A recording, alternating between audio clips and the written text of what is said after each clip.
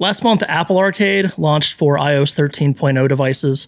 This is a subscription-based gaming service that Apple has created where for $4.99 a month, you get access to dozens of games. Eventually, it'll have over 100. Right now, there are, I think, about 40 to 50 or so. And first month is free if you want to try it out. You can use it on a variety of devices that are all connected via your iCloud, like your iPhone, your iPad, your Apple TV, or your home computer, if it's a Mac, obviously. And if you're a fan of mobile games, it's actually a pretty great way to get a large supply of new games to try out. Like I said, for $4.99 a month, you get access to dozens of games that have no in-app purchases. You don't have to pay any extra fees for any of them. There are so many games, it's really overwhelming. I've only had a chance to really dig into a handful. So I'm going to talk about the ones I've really enjoyed so far. There have been about 5 of those. I get fixated on one. I've downloaded 20 of these games, and I've only played 5 because the first one I played nothing else for about 5 days. That's the Pinball Wizard, which obviously jumped out at me because I'm a pinball fan. This is a video game that kind of mixes up pinball with traditional RPG aspects. You're a pinball that's also a wizard, and you're climbing 23 towers of this cursed tower, or all the floors of this cursed tower, and you use the physics of pinball, flipping the ball towards enemies to defeat them and collect weapons and experience points and health and stuff like that. It's a really addictive game that's sort of got that perfect mobile feel of I need to play one more game. It'll keep you up late at night if you're anything like I am. Once I completed it, though, I really have felt no reason to go back to it at all. It is worth completing, though, if you get into it, especially if you're a pinball fan. Beyond Pinball Wizard, there's a game called Sayonara Wild Hearts, which is made by Simogo, who have made some of the best mobile games in the past. And this is one is released by Annapurna Interactive. The thing about Sayonara Wild Hearts, it's a beautiful game. It kind of has a feel like Rez, that old rhythm game where you're sort of interacting on screen with the music that's happening. It's got sort of a similar synesthetic feel to it. I think it's actually better on console than on mobile, even though Simogo is sort of mobile masterminds. Sayonara Wild Hearts on the small Apple screen, I had a hard time really playing it because my hand was blocking my vantage point. You pretty much have to have your finger on the screen the whole time to guide your motorcycle. You're sort of this stylish hipster lady riding a motorcycle through downtown, through a forest, through different locales, trying to collect all these hearts. If you miss enough of the hearts or hit enough of the obstacles in your path, your game will end and you have to start the level over. And it's actually pretty difficult, especially, as I said, with my hand blocking my viewpoint most of the time. Still, it's a gorgeous game. If you do subscribe to Apple Arcade, it's definitely worth playing. I personally am going to stick to the PlayStation 4 version, I think, or to the whatever console version is out there. Beyond that, there's a game called Grindstone, which has been sort of my main obsession on Apple Arcade. This is by Capybara, the studio that gave us Super Brothers Sword and Sorcery EP almost a decade ago. This is a color matching puzzle game that also, like Pinball Wizard, has a lot of RPG elements to it. Basically, you control this warrior who slices and dices his way through this grid of different enemies that are a variety of colors.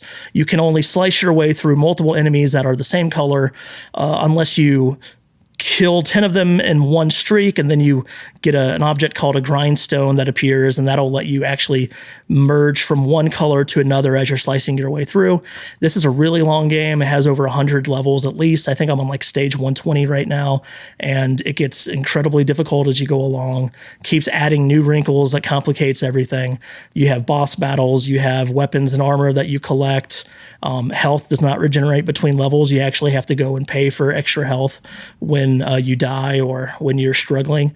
So it's, I wouldn't call it a roguelike, but it has some elements of that in terms of like collecting and the fact that you don't regenerate your health at any point. You don't lose what you have when you die, though. So which is sort of the big distinction from a roguelike.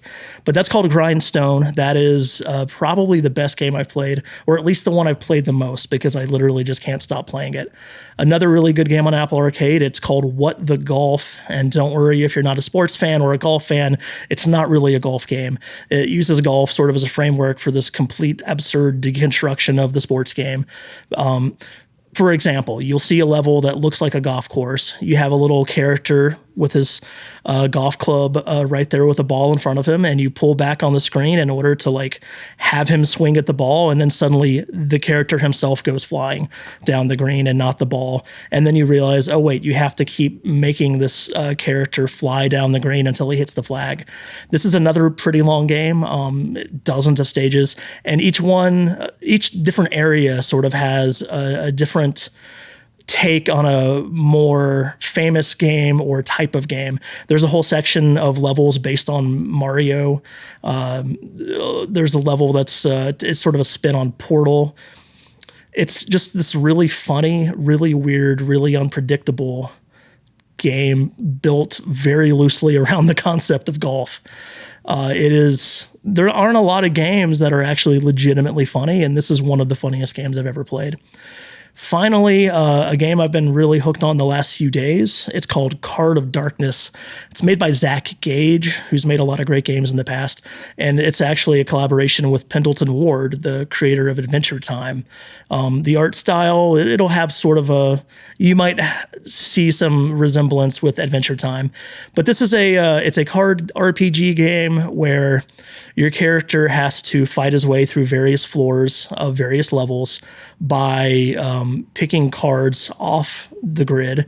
And there's some cards are enemies you have to kill, others are weapons, there are spells you can pick up that can help you get through. There's a lot of luck involved here, and it's really difficult. It's probably the most difficult of all these games I've talked about today. It's just completely unpredictable in terms of what cards you will show up. Sometimes you will start a level and there will be everything you need to get through the whole level right there at the very first row. It'll have like a powerful sword. It'll have some potions that become more powerful in terms of restoring your health every turn. And then you can just use those to get all the way through up to the top of the screen to exit to the next floor.